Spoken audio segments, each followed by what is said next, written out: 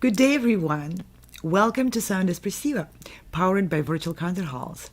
We are broadcasting today from Vienna, Virginia, and it's a beautiful day outside. Sound Espressivo is a new generation of classical music competition.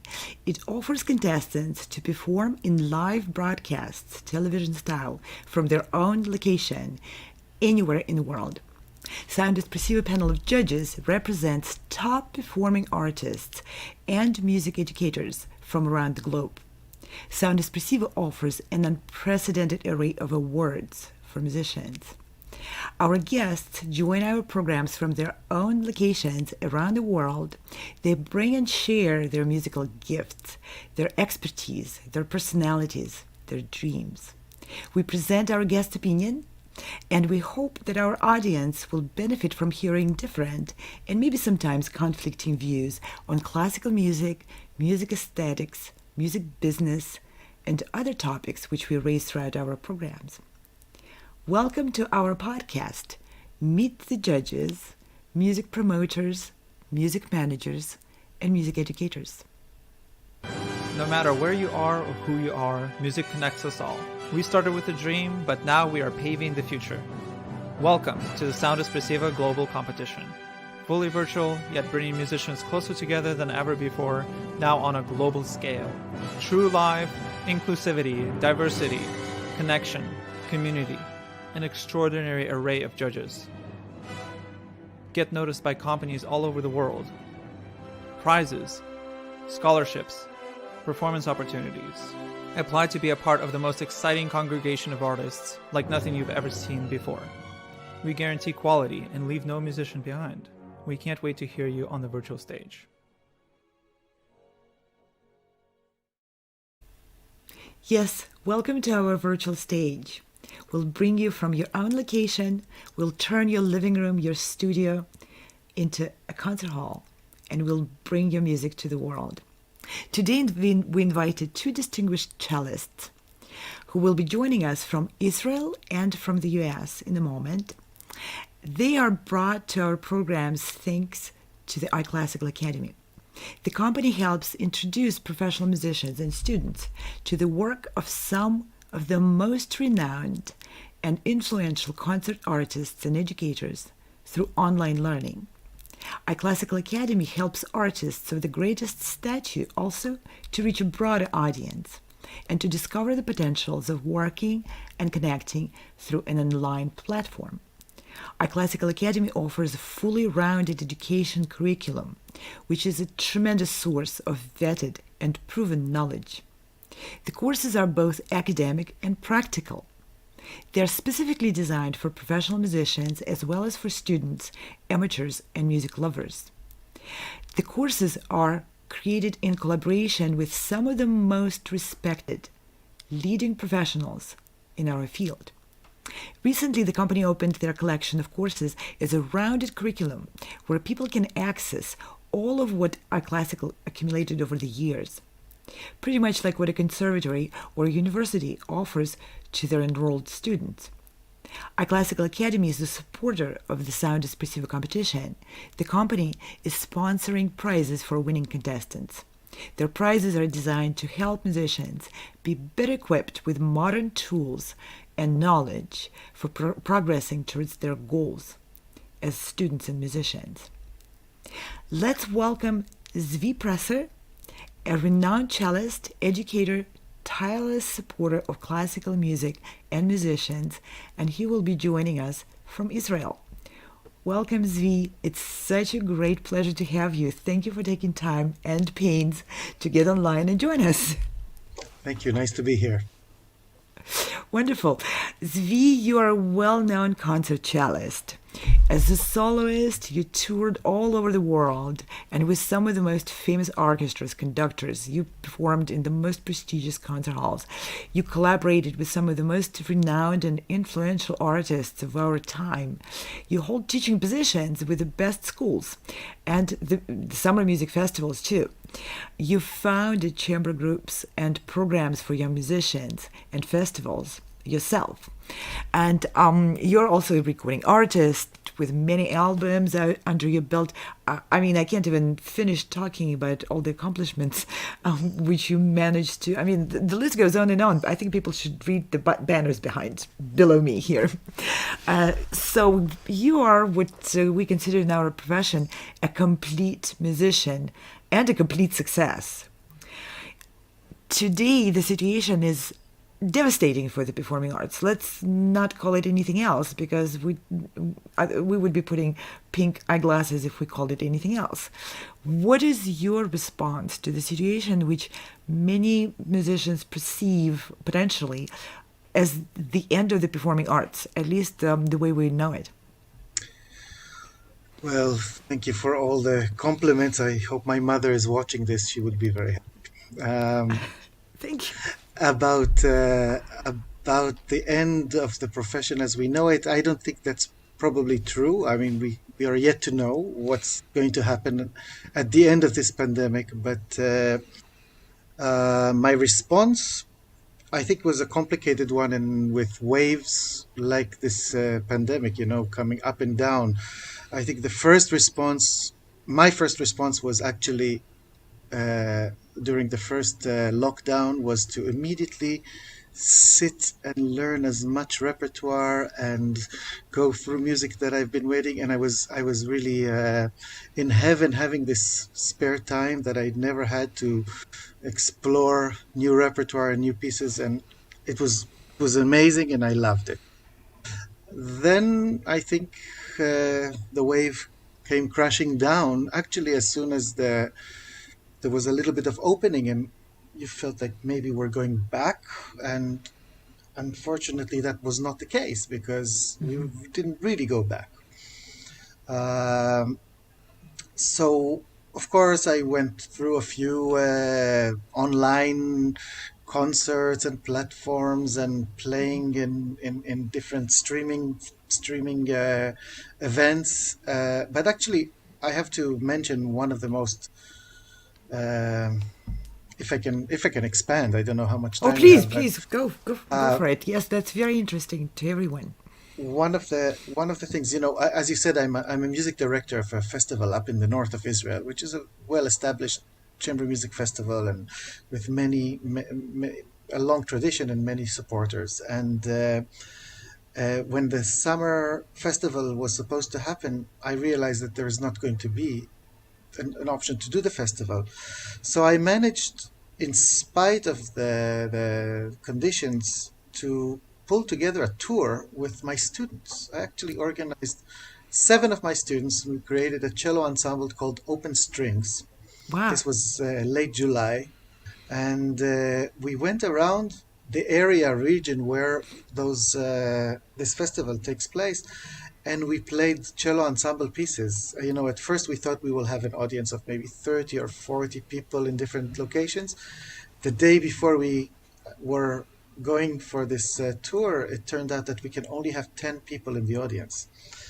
So we wound up tripling the amount of concerts that we were doing, shortening, and so we played dozens of concerts, maybe 12 a day, in Oh, front of wow. people who were starving for music. And it was one of those experiences that only through this horrible situation, I could spend a week with my students playing so many concerts, being able to digest what happened in the concerts, and teach them while we were playing, and have discussions after. So it was a very, very good experience for me and for the students, and I think very much so for the audience. So that was something that I was very thankful for, the opportunity. Again, after that period of the closure, and and then somehow reality set in. And the reality, that was still trying to be optimistic, and thinking that it's short term. And now that it's a little longer term, and we realize that uh, things are not going to come back anytime soon, things are more difficult to explain to myself. So does it mean to be a concert cellist with no concerts? Although I managed to squeeze a few concerts, here and there when there was a chance. But uh, I think it's a complex question, and there is no one answer. But definitely, we all have to innovate, and we all have to rethink, and we all have to find our strength in what we do, and try to share the strengths that we have with as many people as we can. Um, I think in some way I found out that there is more room for community things, things that are around you, immediately around you. I held a terrace concert on my terrace for my neighbors, just because I wanted to share whatever I do with the people around me, because I cannot travel and I cannot share it with anybody else. And I find myself more immersed and more thankful for teaching. I find that I'm very privileged to have this platform, to have a daily exchange with interested and curious young people, and it keeps me alive and it keeps them alive, and it feels very substantial, especially in this vacuum that has been created. And then I have goals, and I have plans. I'm recording a world premiere of Penderecki piece next week for some festival in his honor and his for his birthday in Poland. I'm playing with some orchestras, different new concertos. I'm immersed in actually 21st century music, so my cello is suffering from a lot of Interesting scratching and sounds. interesting sounds. And I'm definitely keeping myself very busy, thankful for whatever I have, and thinking about the future as also as a player, and as a educator, and as a music director. I mean, this idea that my festival, for the first time in 36 years, has not happened. Even during the wars and during the biggest problems, the festival always happened, and this was the first ever.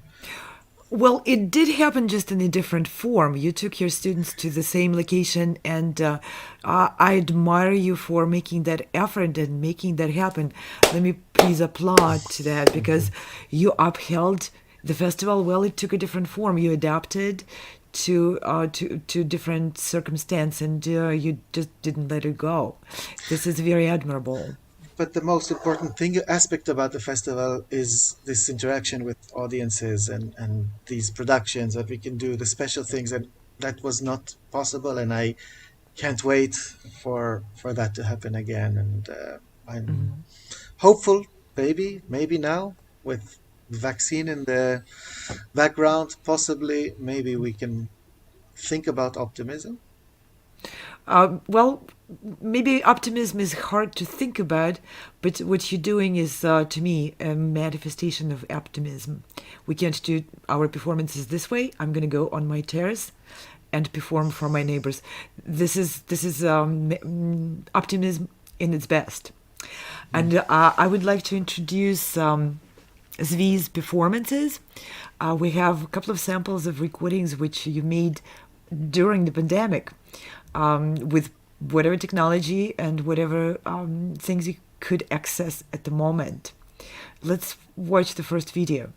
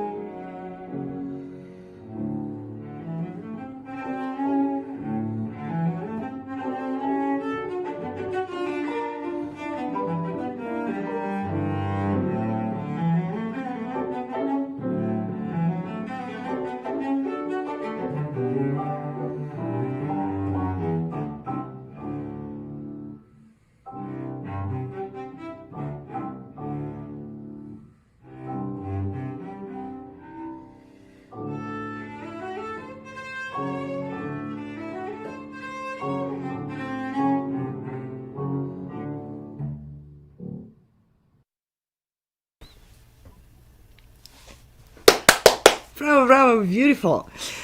So tell us, how was that recording? I can see people are wearing masks. Yes, this was recorded for a festival that usually go to, and this time it was held online. It's called Four Seasons Festival in North Carolina, and according to the university rules there, you have to have distance and masks even in the recording. So yes, it was made a few days ago, and I also chose a piece for this that is almost unknown. Nobody knows this piece. It's a piece by Debussy that I don't know why never gets played. It's Debussy, very young and uninhibited, and still maybe he doesn't know that he's Debussy, but experiment. That's interesting. He doesn't know what's ahead. Like we didn't know we are going to land in this pandemic either. Yes. So lots of unknowns. So I think one of the things is recording home videos like this. If you take very serious and well known, I don't know, Brahms sonata or something that is many recordings out there, maybe it doesn't represent as well as something just that has a meaning in itself. So I try to find reason why I record something in a certain setting like this. Yeah, that's very encouraging because there's just an ocean of music out there, and we don't have to repeat for the 5,000th time recording the Brahms Sonata in the home setting. We can find other beautiful music like this very lovely piece. I enjoyed And it a I lot, would I, and I I didn't would know it.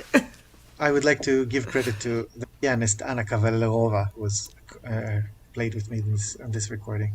Wonderful. She's a wonderful pianist. And I'm not even ashamed of myself. I'm a pianist, and my husband is a cellist. We play all the time together, and we never played this piece. I'm going to steal it from you. Please do. That's the idea. Yeah, it's wonderful that you're sharing this music and you're taking that approach.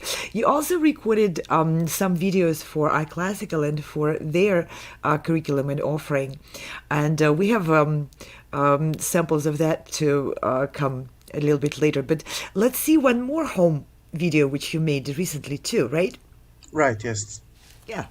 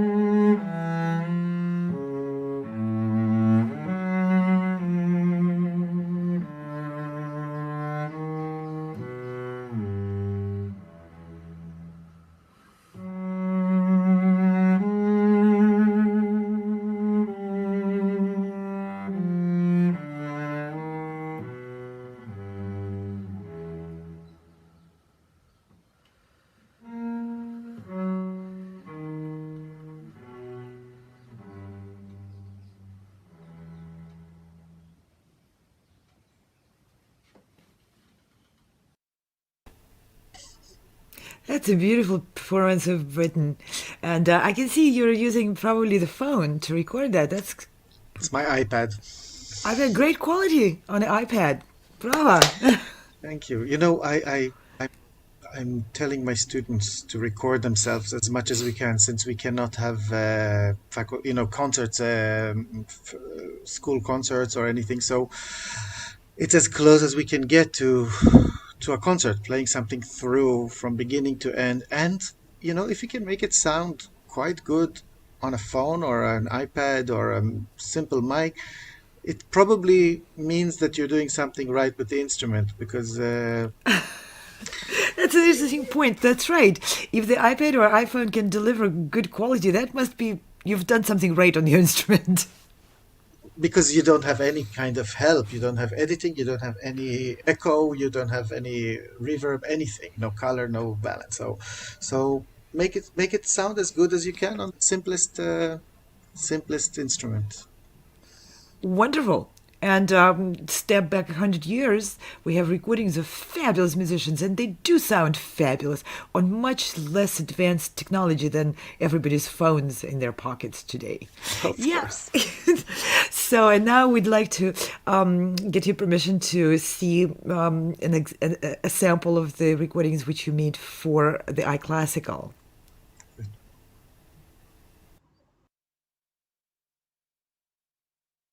And there is a good reason why in every audition and every entrance exam you always have to play Bach, because it's kind of a mirror into your playing at exactly where you are mentally, technically. There is something very, very exposed about it. First of all, we're alone.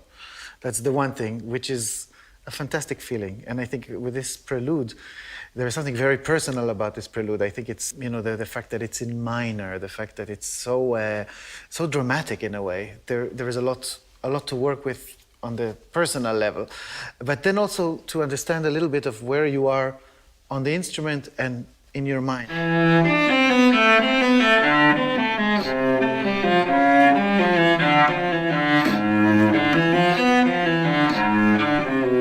Good. Excellent. And now can you do it without compromising the three notes that come after? Mm-hmm. Because what happens is that if you take a little time, you rush the three other notes. And I would like to, if you can organize the time, so there is tension, but you don't fool around with the rhythm so much, because otherwise it becomes a little bit unclear. Yeah? Try again. I think it's on the way.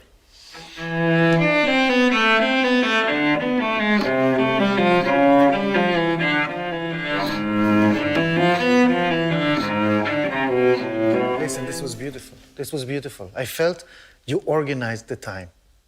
You gave us the harmony, you gave us the tension, you gave us the resolution without compromising the pulse. So this is basically your job, is to organize the time so that you can do all of these things that you want. And I think you can really think about that in throughout the piece. It's technical, musical, intellectual, and emotional, all at once. This is what Bach does to us.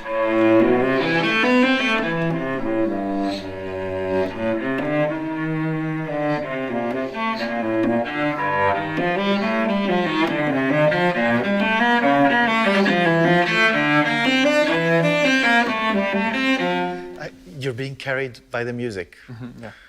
Try to control it. Try to do the same process we did before. I know it's getting very exciting. It's getting very exciting, but don't lose the control. So make sure that you're controlling the timings. Oh,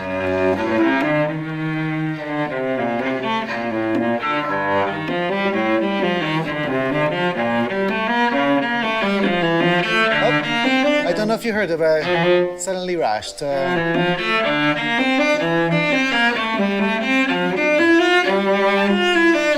Nice. My suggestion to this is it's very hard sometimes to know what you're doing until you hear yourself. I mean, me sitting here, it's an easy job in a way because I'm not involved like you are when you play. I hear and I react. I think you are so involved physically and emotionally that sometimes you don't hear things that are quite obvious. And if you record yourself, do you record yourself occasionally? No. I really highly recommend. Not all the time. Don't get obsessive about it, but record yourself once in a while. You'll be amazed at what you learn from this.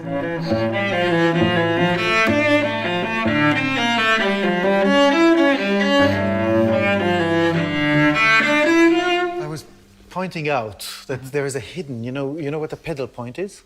No. Or Orgelpunkt? No. Okay, we almost always, in almost every prelude, we have an Orgelpunkt. Here, the main one comes. The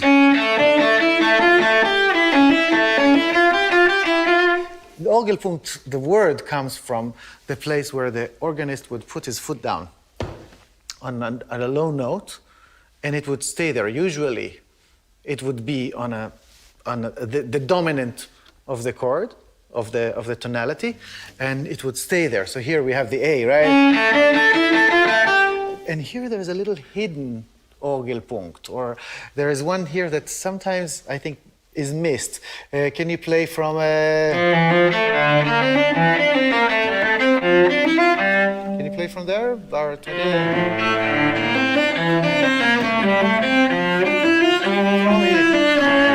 Go on.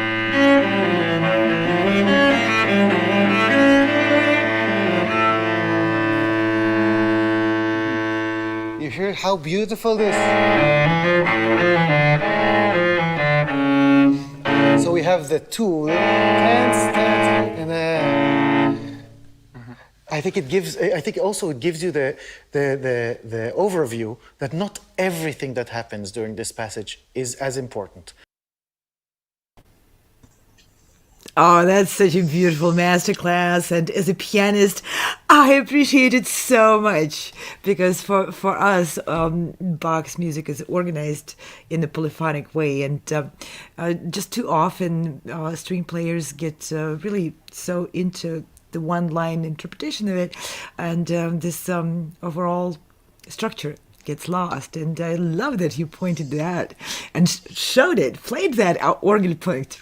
Wonderful. Well, I actually went into the adventure with my colleague here in Israel that we organized or rearranged or, I don't know, adapted Bach's 6 cello suites, all of them for 2 cellos. So oh, my goodness. we Wonderful. did a little bit of creative work around them.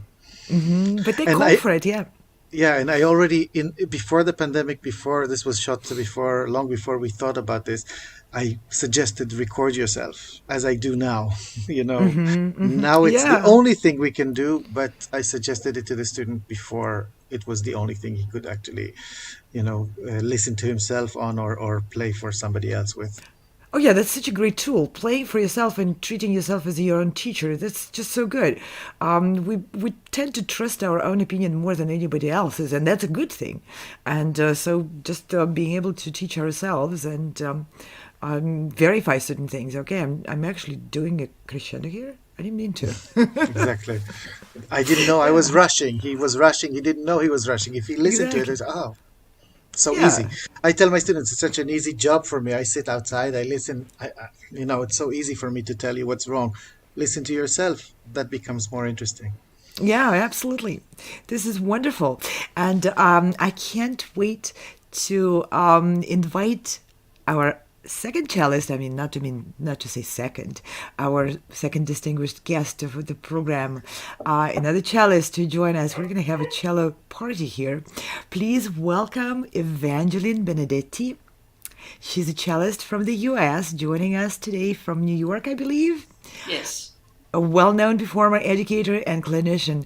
Welcome, and I'm going to applaud you coming in here. Thank you very much. I'm happy to be here. Evangeline, I'm enjoying this moment immensely because I'm going to have a conversation with the first female cellist of New York Philharmonic. Yay! Thank you so much. Thank you. And a person who worked under the baton of Leonard Bernstein for years. Oh my goodness. And you were just the second woman in the orchestra altogether. That's correct. Yes. Uh-huh. And you held... I should modify that by saying tenured woman. Many years ago, there was a harpist who became a member of the orchestra, but she didn't get tenure. So she didn't stay with the orchestra. But the woman that came before me, a string bassist, Orrin O'Brien, and myself were the first 2 women to get tenure, which meant we had our jobs for life. That's right. And you held that position for 40 years. That's right. 44 years. 44 years. Yeah. That means you actually practiced cello for 44 years. I played a lot of cello during those 44 years and a lot of absolutely fantastic music, which ultimately became the joy of playing in the orchestra. Incredible. I mean, I practice Bach suites, as does Ziv, but, you know, there's nothing quite like a huge Mahler symphony. The sound, the way it totally surrounds you and washes over you and into you and whatever, and especially when you can be in the middle of this orchestra. It's like being in the middle of your speaker. If you could crawl That's into your true. speaker and let all of that just reverberate around you, then you have the feeling of playing in a symphony orchestra as great as the New York Philharmonic. So it was a great life, and I still go back. I still listen. It still is wonderful to hear, and but since retirement, I've done other things. So. Well, I want to say that I don't know if it's since retirement, but you're a very diverse musician. You're a sought-after teacher, and you've taught for, I don't even want to say the number of years. And, well, more than 44. that's for sure.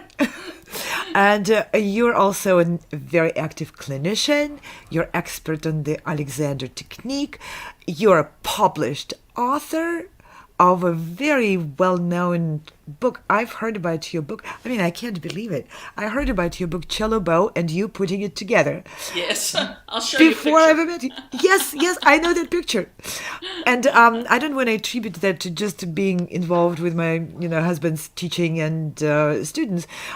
It's a very well-known book, and people are welcome to look on Amazon and purchase it. It's a excellent guidance to students, and Thank you so much. and today I can't help it but herald you for climbing the Everest Mountain over the technology hurdles, and being able to be on our show when many people reject the prospect of that. Let me just share for a moment that you are not a very young girl. No, And you were not really I'm using proud of my age, actually. Great. Me too. Especially since I'm still moving. And I can play the cello, although I'm not practiced anymore. So that keeps me very happy, even though time is marching on. Yeah, so you are not like some of the Zoomers and the newer generation, No. the 21st century generation. They were born with screens under their Exactly. fingers. And you didn't have the required browser. You didn't have the required software downloaded on your computer. Nothing like that. And today you did it all. And you did it with a smile, and you downloaded, you went through all the settings, and we did it together. I'm You have to so learn. impressed. You have to be current. If you're not current, you become old. Oh my gosh. Can I quote And that? sure. I mean, again, I don't mind the years. In fact, I'm rather, as I said, happy to have lived this long and plan to live another 10 or more years anyway. And, but you have to stay current. I love being involved with my students because they're young. I have daughters that are not as young, but they're vital parents. I have grandchildren. And all of that keeps me going. And my grandchildren are both musicians. My granddaughter, Katina Pantazopoulos, followed in my footsteps as a cellist. And my grandson, Luke Barron, is a wonderful pianist. So, Katina's in Juilliard, and Luke is at Manhattan School of Music in their prep division. So it's a very wonderful feeling of a legacy to have these wonderful grandchildren. And of course, my daughters are fabulous. Of course they are. If they had a person like you for a mother, Well, they might disagree with you, but yes, they will disagree. No, but they're you are an example. You are are an example to they're others. wonderful people, and it's just delightful. So Amazing. You already said that, but I'm going to ask you, try to solicit another round at that question. So, what is your advice to musicians today? And today, I mean now in the hard times during the pandemic, and looking into the future. What do you think is the best approach for professional musicians, music students, aspiring musicians, everyone in the music performance world? What is the good way for us to go forward now? Well, I think that, we need to embrace the technology and really learn how to use it, find platforms for production such as you have, where you have better sound than maybe Zoom, although I hope Zoom will come into the world with better sound. Mm-hmm. And, go ahead and do your own videos, do your own concerts. Find ways to keep performing, as our previous guest said. He's very creative in this field, and I really admire him for that. Again, that it's not my milieu. I've not so much embraced it at this point in my life, but I did do, for iClassical, a course in cello playing that's based on my book. And so, they're going to put it out for me. Yes. I don't need the technical knowledge to be able to do that, but it's in its final, or I hope final stage of editing at this point, and will be Yes, out, it is. And we actually have a few peek preview samples, which we would wonderful. like to show. Okay. And we will come back with comments, and we would like to hear some comments from you about how that was created. Oh, okay, great.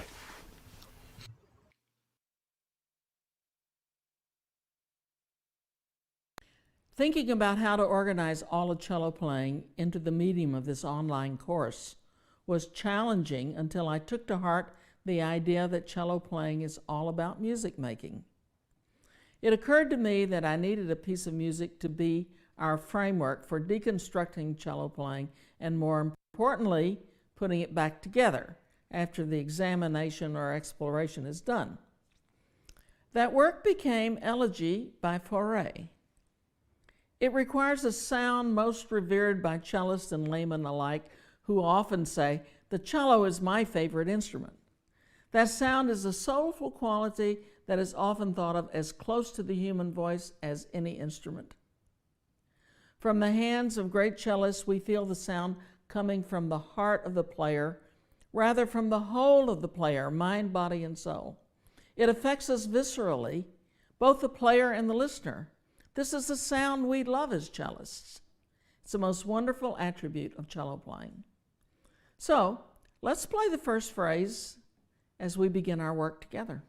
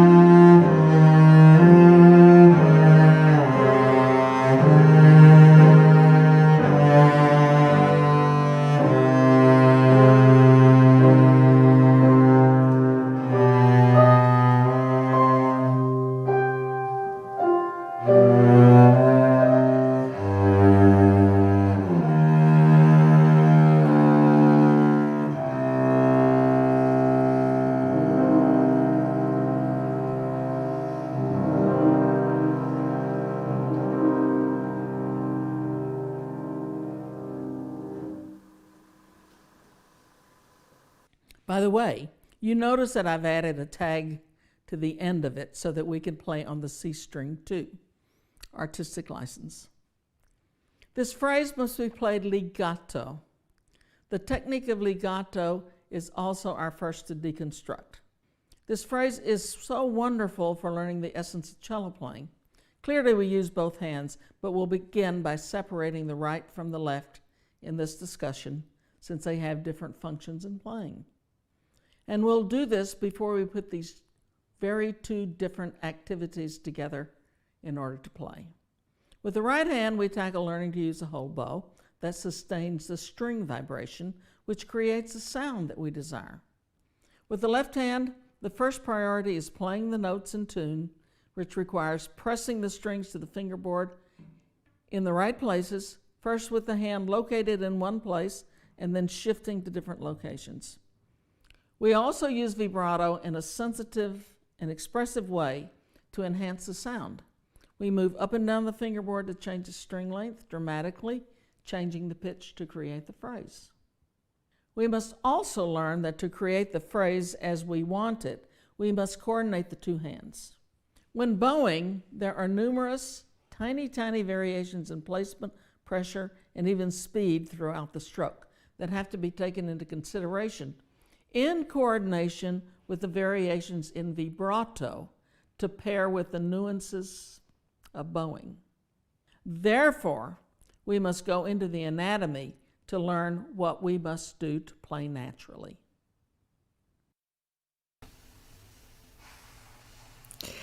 That is an incredible manifestation of looking at every component and understanding. So I'm assuming later in the course you go into each of those areas and then how to put them together, right?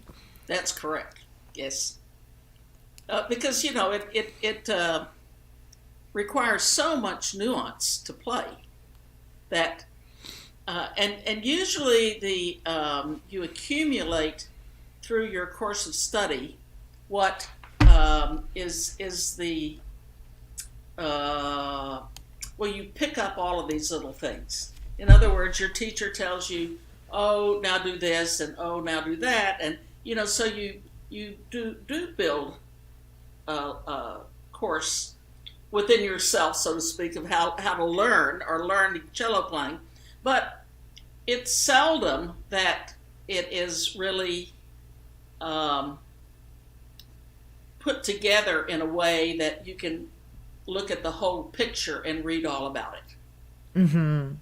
You see what I mean? Yeah, exactly.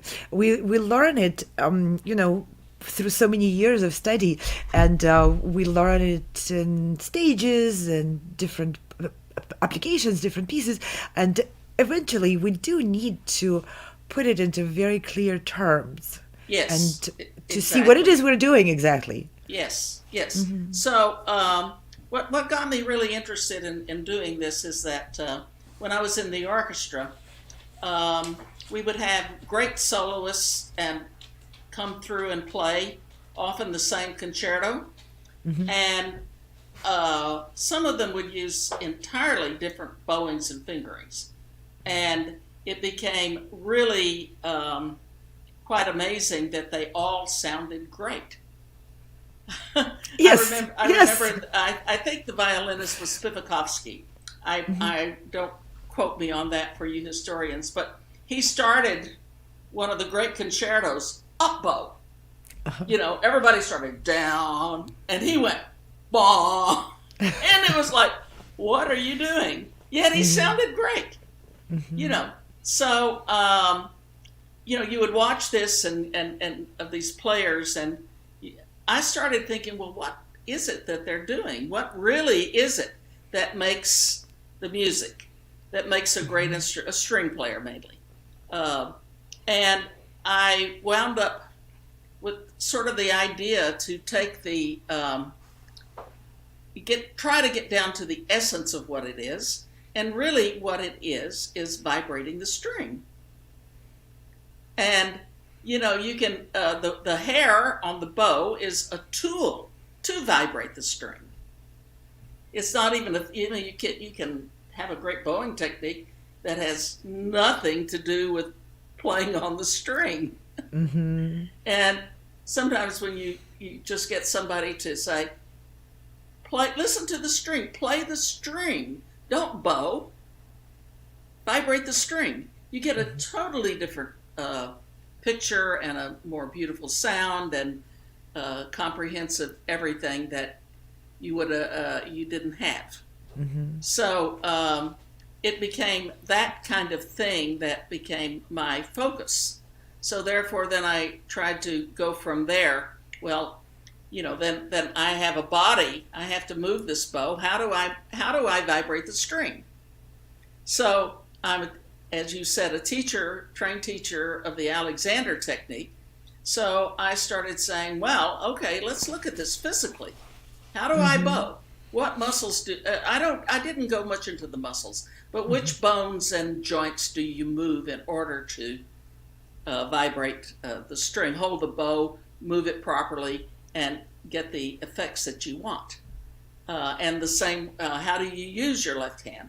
I tried to think of the left hand as a tool, a mechanical tool. That's not part of me, which is, of course, nearly impossible to think about. But you have to clamp the string. That's what your hand is actually doing. So it takes away a lot of the mythology, or not necessarily mythology, but just people's idiosyncrasies of playing. You see what I mean? Yes. You have your, all of us have created, as I say, idiosyncrasies. And so we frequently focus on that rather than what is actually happening. Absolutely. You're demystifying how the Yes. greatest cellists actually play their instrument and why they sound so convincing when they may start the most famous concerto up bow or down bow, and both sound convincing and beautiful. And you're completely disclosing what's behind it. Yes, that's what I tried to do. So that you can so that the player that reads the book or eventually sees the video will be able to say, oh, I can do this. You know what I mean? I want to try that can be learned. Absolutely. To get it down to what they're doing, because, as I said before, what is détaché except rubbing the string exactly right? Yes. You're echoing one of my favorite quotes from Johann Sebastian Bach himself. There's not many quotes, available, but that one is pretty considered pretty much an authentic one. He wrote at one point that playing organ is quite simple. All one has to do is push the right keys at the right time. That's right. Well, that's what cello playing is. You know what I mean? If you can imagine that you have a grid on the fingerboard instead of just this blank black board that you're pressing the string to, then you start to say, oh, if the strings are in tune, I know where all those dots are. And when you can understand where those little dots are on the cello, it takes the onus out of how you feel, because you don't always feel the same every day. Of course. Yeah. And not to say that once people understand it, it immediately translates into the skill. The skill is something which has to be earned through practicing. Of course. Absolutely. And I do all of the things that traditional so-called teaching does. I also recognize that you have to build your muscles to remember. You have to build the paths between your brain and your hand to get the patterns to be right and be right most of the time. But you can look at it more objectively through the way that I'm teaching, and then make it your own. So all of this is hopefully is designed to become your own teacher, and to make it be your own playing. That's absolutely. That's your own personality come through all this technique that we have figured out how to do. That's ultimately what I want. That's very interesting and a very helpful approach, which just takes away all the clutter and all the mysterious talks around it, and just gets to the meat of it, and gives instruction what to actually focus on, something tangible.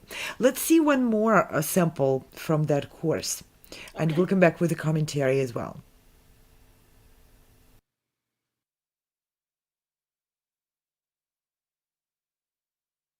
Now, the next joint to deal with is what we call the wrist joint. Now, a joint is the place where the two parts of the body join, literally. So that's why it's called a joint. We sometimes get confused because we call this whole area your wrist. And raising the wrist is not really raising the wrist. It's changing the angle between the forearm and the hand so that the wrist looks high. There is the joining where in this case, the radius joins the carpals, they're called here. That gives you the joint. Okay, so that's a up and down motion, waving bye-bye. So let's do that about 8 times.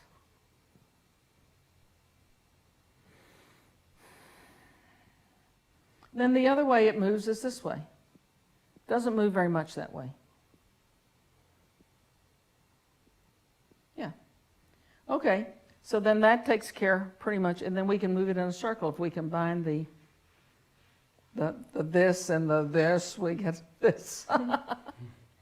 So we'll put it all in rhythm, but that will be the movement that you'll be making there to warm up your hands.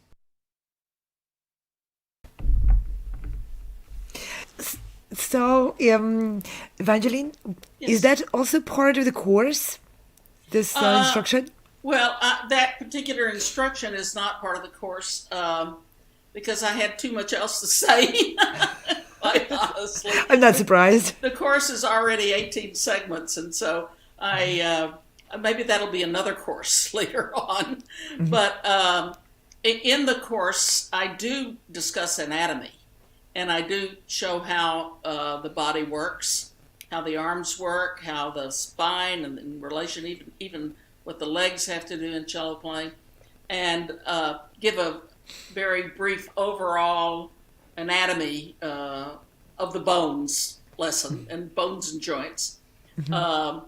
Because if you don't know, well, this is a very interesting thing to think about. This bump out here mm-hmm. is called the elbow, or is part of the elbow. The joint itself is the elbow. But most people, I think, don't realize that this is the end of the ulna, which is the forearm. It's not part of the upper arm here. It's mm-hmm. this bone here of the forearm that goes back and forth. Well, and also at this area of your hand, you can rotate your hand, which is really rotating the forearm. Mm-hmm. And you learn about the radius and how it is the key bone that turns your hand from palm side down to palm side up, mm-hmm. and vice versa. So, if you're constantly trying to turn your hand over by doing it at your wrist, you don't have the range of movement there. You have to use your whole arm. Interesting. And then if you want even a bigger rotation, you have to let the upper arm rotate, and the shoulder itself go with it a little. The shoulder blade must be movable. Everything has to coordinate and be in relationship to each other. So, if you're having trouble, let's say in your wrist, it really might be in your elbow.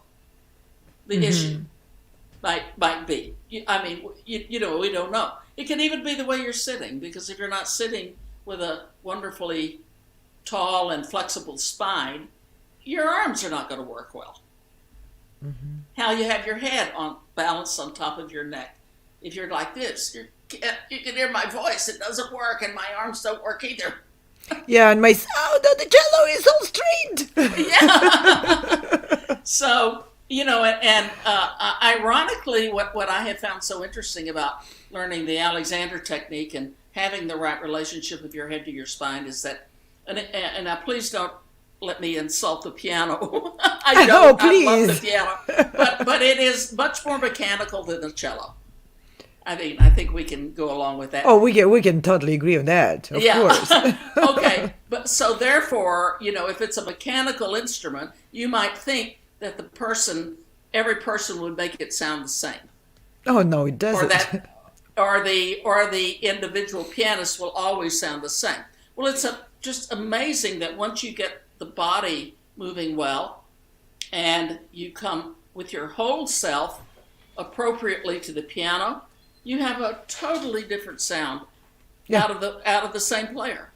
Out of the same player, out of the same instrument, even. Yes. Same player on the same instrument. Exactly. It's really exciting. So actually, I would have to go so far as to say your body is your instrument. Absolutely. Yeah. And even more important than your body is how you think. Where is your aural, aural, which means listening, not oral, which is the mouth, but aural. What is your image? What does the music sound like in your head? Because if you don't have the music going through your head, you're not going to play it. Yeah, you have to start with the image, of course. You play how you sound in your head. And so it's sometimes hard to get that reversed because, you know, we do learn certain things that make music sound better, technically, but it's when we get this beautiful image and interpretation of everything that you want, not just the notes and the intonation and the sound and this, but the inspiration even that you are wanting to express, all settles into some place. God only knows where in your brain or in your body, in your heart. I mean, I don't know where it comes from. Probably everywhere. Yes, but when all of that is clear to you and you know exactly how you're going to, what you want to play, then you have the technical ability that your arms follow what your inspiration is. That is so, so true. Amazing that you are able to articulate it and summarize it so clearly. Let's see a couple of more samples.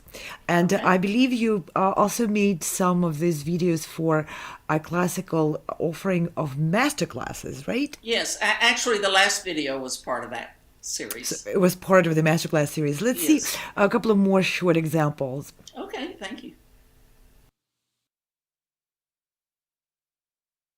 1, 2, 3, 4.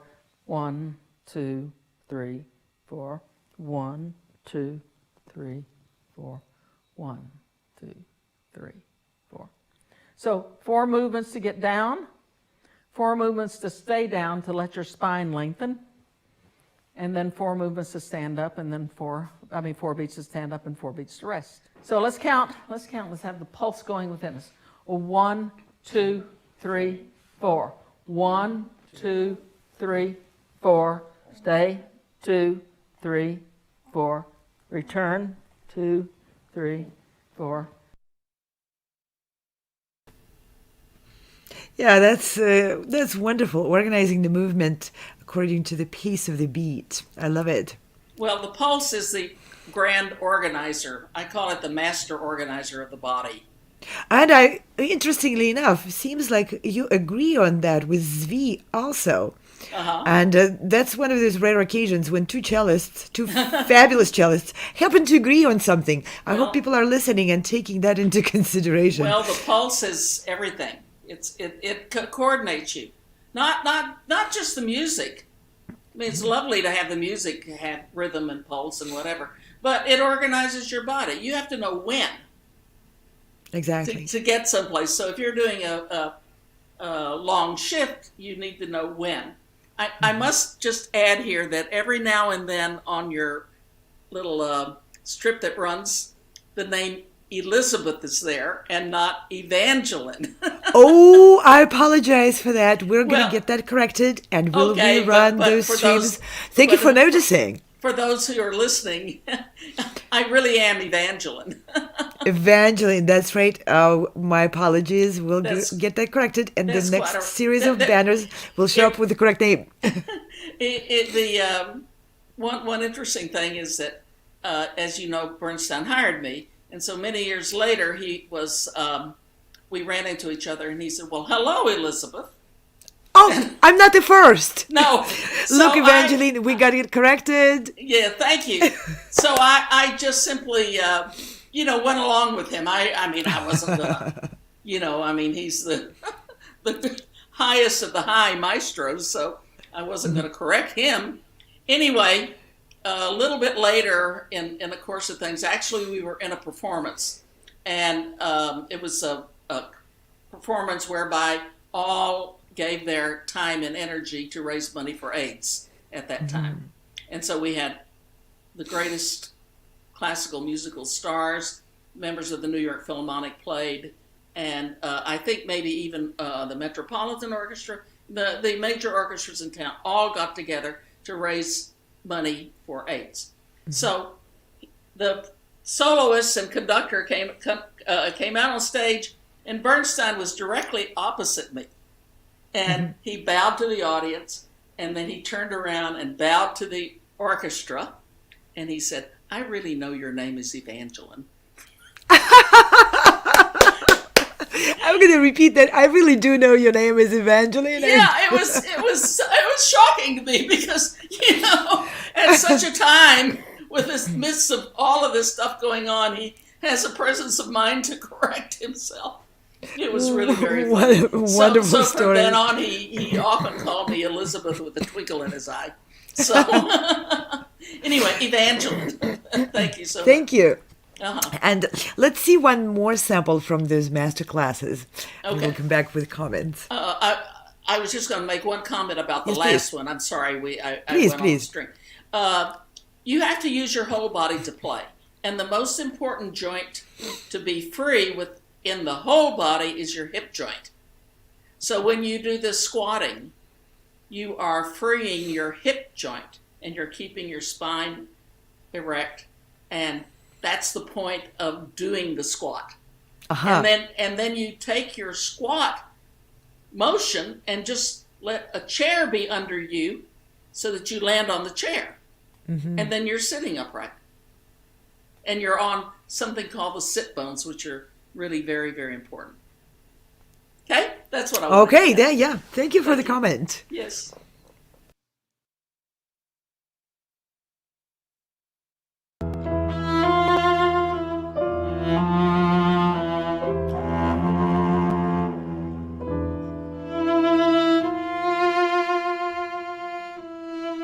Okay, we've got to make a big difference here. Don't diminuendo quite so much before she comes in. I don't think the orchestra would do that. And then the first one has to be huge. Da-da-da, da-da, and this, all of these are still forte. There's what we call a hairpin where you get louder and softer in each measure, but it still is within forte. So all three of them should be loud. And then da-da, then you get to diminuendo. And hold it very long. People need to know, again, you're sitting there suspended. Why is she holding that so long? I'm in suspense. And then finally you do the E, and then she finally goes to A, and you play the melody. But you have to set up the suspense. So a little bit before her, how many measures are you going to do before she comes in? 4. 4 measures before you come in.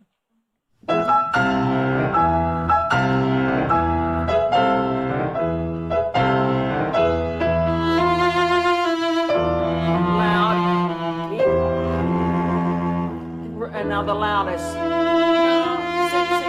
I want you to stay big, and and then come down on the F. So try it even. I think it'll be more dramatic.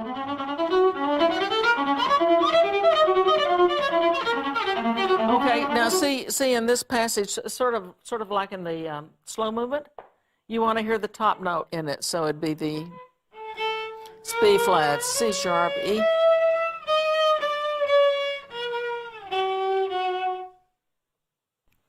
Play those for me, just.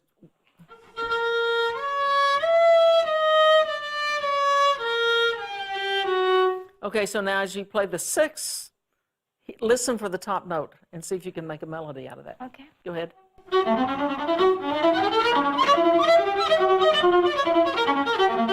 You'll get it if you give a little accent on the first beat. Da da da da da da da da on the first of the 4, 6, 6.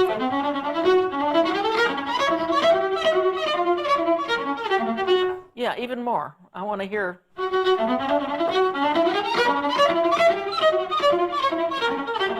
Yeah, that was a loud tune. But that's what we want to hear. Sometimes I practice just the low note, too.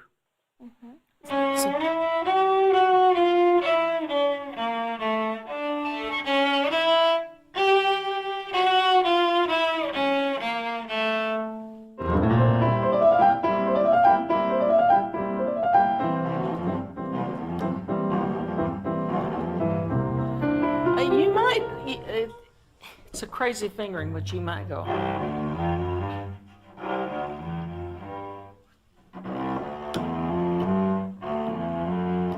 Well, you have to take up your first finger.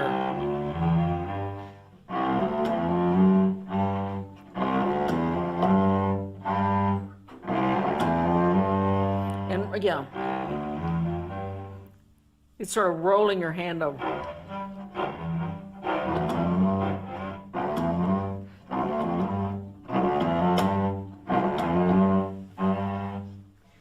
Fool around with that, because then you don't have the.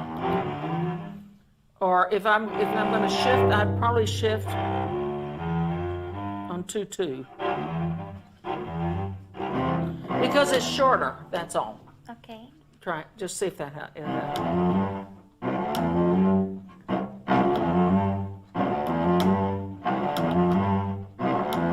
Yeah, and I'll try. That was good. It's 2.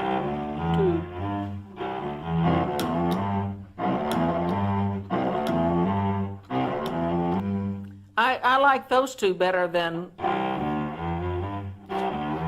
The good thing about that one is one, you're shifting on a beat.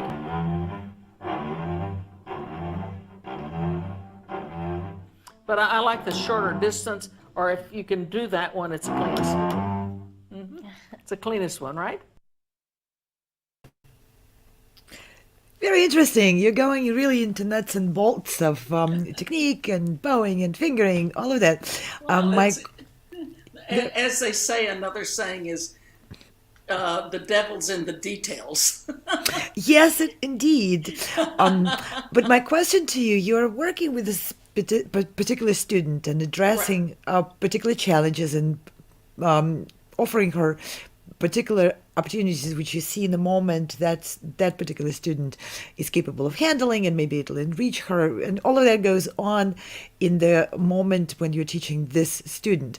Now, do you feel that this recorded masterclass can be an effective learning tool for students who are not in that classroom and who are watching your video, but you're not addressing their personal needs and challenges? Well, would they benefit from it? Yes, I really think so, because at least the way I teach, I try to not in a master class. I try not only to give the particular student what they need, but I try to teach in a general way that explains why, and therefore other people can, other cellists can try it. I mean, that's, by the way, the beautiful young cellist is Danielle Atka. Mm-hmm. And is developing quite a career now, and it's really, really lovely. Anyway, so by explaining, for instance, that in the fingering she was using was da, da, da, da, da, da, da, da. Well, this is a whole step and a further shift. Then if you go ba, da, da, da, da, da, da, da, da, da, you just have that little, probably less than an inch, whereas when you're moving here, you have 2 or 3 inches. So hopefully, by talking about less space, and also, you might think, oh, well, maybe I don't have to shift this long in another passage. Exactly. So people, hopefully it will carry through. I try to slip in a principle, as well as the specific for the person. That's really interesting point. The students probably would need to be coming to the online learning with the attitude to look more for principles which come through your teaching, so that they can apply it to their own repertoire and their own challenges. Yes, I developed this way of teaching and of thinking about the cello. Believe me, I did not redesign the wheel. The wheel is there. This marvelous history of cello playing and teaching is with us, and I learned through it. So, again, like you say, I'm trying to demystify cello playing. But in the videos, what I was going to say, I'm sorry, is that I tried to do everything that I teach by watching what I do. It's there's a word that's called phenomenology. What's really in front of your face? You know, this is a microphone. That's right. The computer is right here. These are my hands. So what's here? So what's on the cello? Where is what's on the cello? So that you can start to really look at the cello and at the string and at your bow and see what you're doing.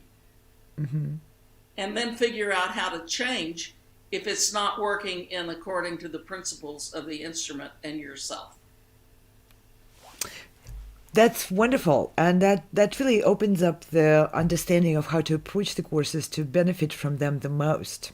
Yes. And or at least the way I think of it. And hopefully I think it's going to be called a jewel, an iClassical jewel. Which yes, is a series that they're putting out, and what a lovely, image. Yes, of course. That, as they listen to that tape, and the examples are very short and what have you, but the idea is you can go back and play it again. Exactly. That's another benefit of it. Yes, of course. You can go back and think of it again and maybe find more richer instruction in it than the first time you saw it. In this particular case, you can reference the book also, which might have a lot more details than I could have put in a video. Yes, and let's put up the reference to Evangeline's book, which is available online on Amazon. And right there underneath of us, please take a look. It's an incredibly enriching instruction. And cello, bow, and you putting it all together. And also, let's put up the link to the iClassical Academy page where our viewers can find your course, which you recorded up there. And we'll have it up in a second. Yes, right there. So our viewers can copy paste those links and access those wonderful materials. Thank you very much, Evangeline. We're going to bring our second cellist, not to say that you're second. Let's bring Zvi to join us because I would like to thank you for staying with us. I'd like to introduce our forward-looking new project. The Sound Espressivo, as you can see, I guess I'm going to have to point this way for that. As you can see the sign on the screen, the Sound Espressivo competition. It's a new format of a competition. It relies on virtual stage, the one we are using today, which is provided to us by Virtual Concert Halls. Virtual Concert Halls is also in itself a new model of broadcasting company. It supports live music performances and programs with the cutting-edge broadcasting technology which we are using today in this program, and television production systems.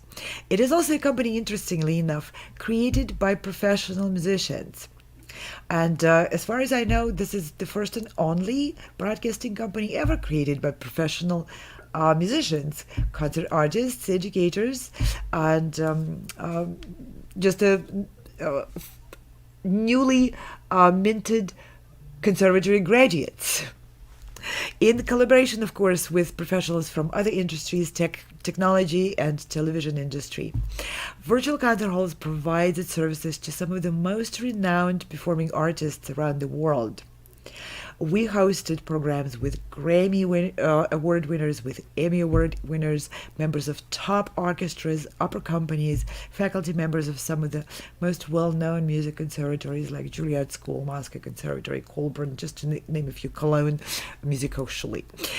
Sound Espressivo at this time with this project, the Sound Espressivo competition, opens up the stage to musicians and students, regardless of their location and regardless of their connection and affiliation with big music institutions. We want to swing the door open and invite to experience this virtual stage. Invite anyone and everyone who is able to get on the internet, and that's pretty much a majority of the population in the world. And let's take a quick look at the presentation of the competition.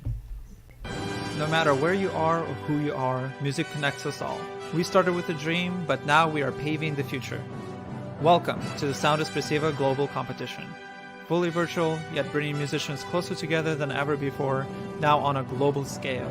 True live, inclusivity, diversity, connection, community, an extraordinary array of judges. Get noticed by companies all over the world. Prizes, scholarships, performance opportunities. Apply to be a part of the most exciting congregation of artists like nothing you've ever seen before. We guarantee quality and leave no musician behind. We can't wait to hear you on the virtual stage. And now I just would like to mention, what is a virtual stage in the context of this competition?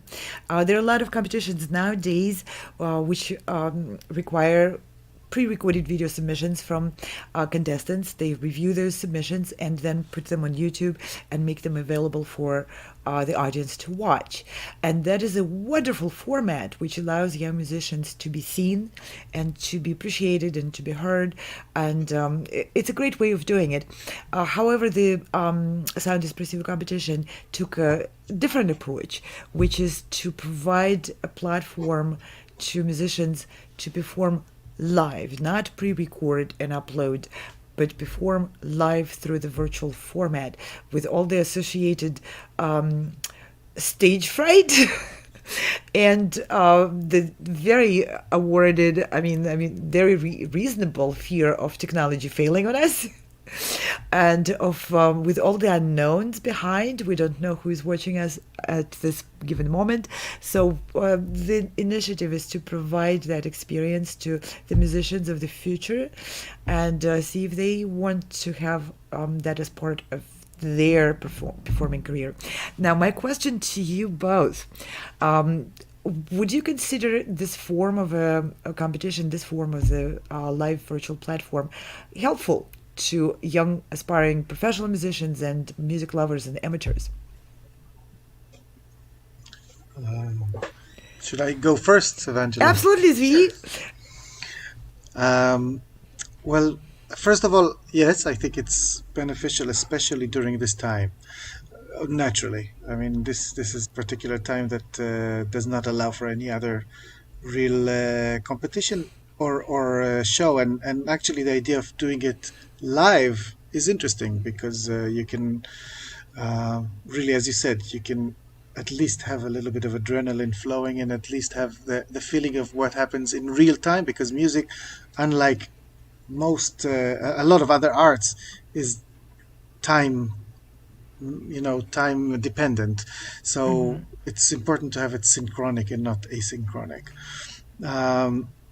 The other aspect of it is that I think it's great that you don't have to travel and spend all this money and energy on and carbon monoxide and all of these terrible things that are associated with traveling so far and sometimes playing one round and going home. So that's another benefit.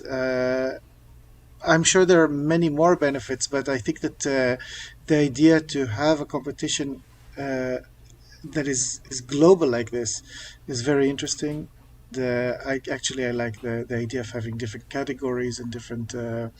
So you don't have to be good at everything. You can be good at something particular. I think in many ways we have become accustomed to people needing to be great at everything, and nobody can be great at everything. So it's a good idea to separate it into different categories. Thank you. Interesting. Evangeline, what's your take on that? I think it's a wonderful idea. It would seem to me that young artists performing in their own space might make them more comfortable and be able to express themselves better than Interesting. having they get to play their piano or their, of course your cello you would take any place, but the acoustics would be different Yes. in your room than on a stage. So I think it might give a little more ease to the performer therefore being able to hear them a little better. I agree about the travel and the because it's extraordinarily expensive for cellists to go someplace. Because if you Oh have a yeah. decent instrument, you have to buy a ticket for it. So that's a very important part of it. And I do love your categories because somebody can be a total virtuoso and not really have much artistry to their playing, and vice versa. I don't want to stereotype because we need both, but there could be a player who's not as flamboyant but is going to be more expressive. And so if you have these two different categories, it gives each one a place to shine doing what they do best, instead of the judges having to decide, well, is virtuoso more important than, communication, or vice versa? You know what I mean? And have that. Oh, absolutely. That was a big. Dichotomy that takes the onus. That off actually it. was brought up by many of the musicians who were part of developing the concept. We all have been on the judges panels, of course, throughout our careers, and how often have we seen that when the judges are deliberating, within a few minutes the discussion veers away from the contestants who just performed and into butting our heads over what's important, virtuosity or lyricism. Right. Absolutely. So in this So, competition, we are giving stage for people who are more inclined in one artistic direction to be in their own element and not to feel deficient, that they have to bring all those elements in order to gain attention. But maybe they're, like you said, they're strongest in one, and they're not really interested in academic study of how the mordents were supposed to be played in 17th century. But there are people who are really interested in producing authentic interpretations of how it would have been played in 17th yes. century. So we have a category for that, academic, The and so forth. category you told me about earlier that I really like is the short pieces, the miniatures, because there are people, that are great. It's like authors. Some people can write wonderful, fabulous 500-page novels, but then there's the short story, which can knock a wallop Yeah, exactly. in a certain way that the novel would have to take time to explore. So I think giving that credence is a really lovely thing, because someone might be able to play, 5 or 6 Debussy, whatever, and then, but not necessarily a big concerto. But That's it's still right. a big body of work with just small miniatures that he's presented. So, good for you. Thank you. Thank Kudos. you both for encouraging comments about the structure of the competition and its concept. It's a new concept, and we hope that more people like you join and add your expertise at shaping its future editions as well. Thank you. And before we finish today's broadcast, I would like to ask both of you, if you don't mind, to share a wrapping up message and just share a message with the musical community of people who are watching us now or maybe watching us later in the replays. Zvi, would you like to go first? Sure. Okay, looking forward. Well, I think that this time of the pandemic gives us time to reflect on our role and of what is a musician and what are we here on earth, what are we doing with our lives. And I think that kind of made it very clear that communication, it's what it's about, and making sure that people uh, listen to us and hear our message. So I think take your time now that you have it to reflect on your message and to perfect it and to know more what you have to say and say it better. Wonderful. Thank you so much. And Evangeline, would you like to wrap up our program with your message to the music community. Okay. Well, music is not going anywhere. Music is what gives us life. It gives life to other people. And it's really one of the most important things that we have in this whole world. So, as a young artist, know that you are really important and that you're not superfluous. I mean, it might seem that something that is more tangible is maybe better than music, but there's nothing better than music. You use your whole self. It's a physical activity like being a sportsman. It's a mental activity, being an analyst, so you can figure out all about the music. And most importantly, it's a soul and spiritual activity where you must go inside and see how you're made and see what you do want to express to the world. So don't let anybody put you down, so to speak. Oh, you'll never make a living as a cellist. You will, if you want. And it's one of the most important things that life has to offer and share. So keep it up, practice hard, hone your craft, and communicate with others. Incredible. Incredible. Thank Thank you so much, both of you, for being such wonderful guests, for bringing so much energy and so much hope into this program and into this world. Really, really appreciate that. And with this, I would like to also thank our viewers, our supporters, and also very importantly, I'd like to thank people behind these programs, our producers, our sound video engineers, our graphic designers, and everybody else. We have a large team of young musicians and young other professionals who are working very hard to create this platform for musicians to be live, stay live, and uphold what we love and cherish in this world. Thank you all for watching. See you again soon.